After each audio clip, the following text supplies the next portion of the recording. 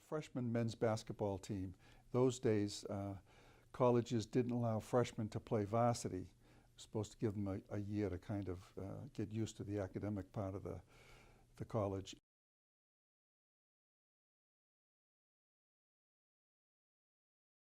The reason I came to Stonehill is I was actually recruited to play baseball by my high school coach, and I actually injured my arm my senior year of high school and was never really quite the same.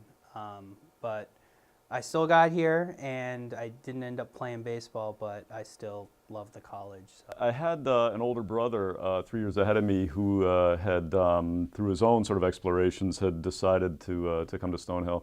And so then I was here a lot, kind of he and I were close. And so in the 3 years, my sophomore, junior, senior years of high school, I visited the campus a lot, liked it a lot, met some people, just had a positive experience overall. So it was kind of at the forefront of my list as I was applying to college when I was a senior in high school.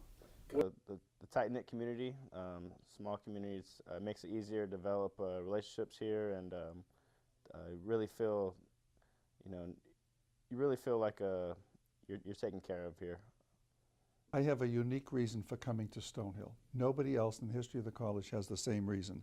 I was a high school senior, and one of the Holy Cross priests came up to talk about vocations. I went to a Catholic high school, so all the boys had to go and hear the talk. So I went to the auditorium, didn't pay much attention, but on the way out I picked up a brochure for Stonehill, and it said Stonehill College was founded on June 28th, 1948, and that's my birthday, month and year.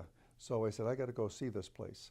And my sister was at Bridgewater State at the time, and I asked her if she ever heard of this place called Stonehill. And she said she passes it every time she goes back to Bridgewater State.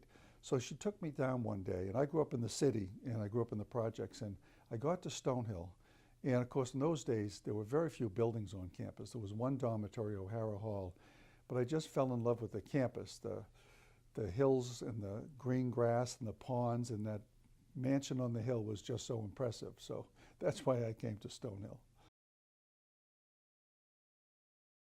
Well, I never left Stonehill, so you can imagine that there's a lot that I like about it. I really just fell in love with the college as a student. And in a lot of ways, I never really graduated because I never left. Well, so I had, after graduate school, I was teaching high school in Western Massachusetts, and then there was a number of retirements here in the math department, and so when those positions opened up, I applied and was lucky enough to get one. I had a good relationship with Coach Gardner, the head football coach, and when the opportunity kind of presented itself, I was very excited to give back to Stonehill and be a part of this program, which taught me a lot. Well, after graduation, I was a teacher and a high school coach, and the dean of admissions at the time, who I knew, asked me to come down to work in the admissions office. And I told him that I would come, but only for a couple of years, because I wanted to get my master's, and then I wanted to continue primarily with my coaching career. And but I came here and fell in love with the college all over again, and just loved working here ever since. One of the stories we talk about a lot with my classmates was, again, O'Hara Hall was the only dormitory on campus, and there was a time that a bunch of guys in O'Hara Hall got ptomaine poisoning from eating something in the cafeteria that was rotten or whatever. And in those days, the priest lived in Donahue Hall in the big house.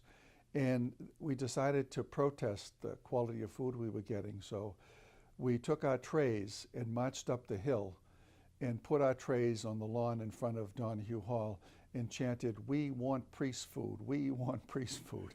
Story that kind of guided me, I guess, on my way to the job that I'm currently in. As I was kind of finishing up at Stonehill, and I was thinking about going to graduate school, trying to become a professor, and I asked my advisor, Ralph Bravaco, who's still here and was fantastic as an advisor, as a professor. And I asked him whether he would recommend this line of work and what he had thought about it. And he looked at me and he was completely serious, and he said, "I would do it for free." And so that was really moving to me to say, oh, this is really something special, and indeed it is. And,